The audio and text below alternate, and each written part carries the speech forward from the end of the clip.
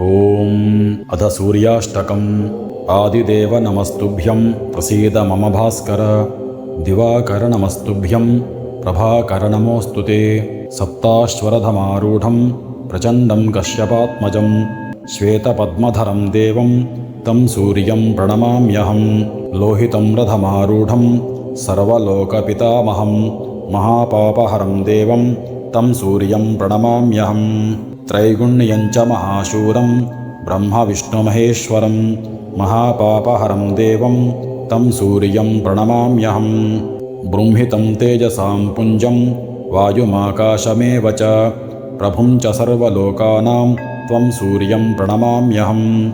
बन्धूकपुष्पसङ्काशं हारकुण्डलभूषितम् एकचक्ररथं देवं तं सूर्यं प्रणमाम्यहं।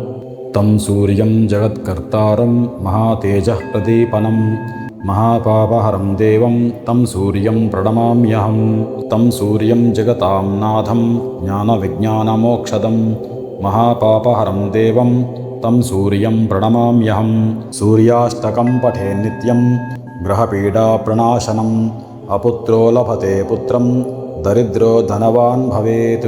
आमिषं मधुपानं च यः करोतिर्वेर्दिने सप्तजन्म भवेद्रोगी जन्म जन्म दरिद्रता। स्त्रीतैलमधुमांसानि ये त्यजन्तिर्वेर्दिने न व्याधिः शोकदारिद्र्यं सूर्यलोकं स गच्छति।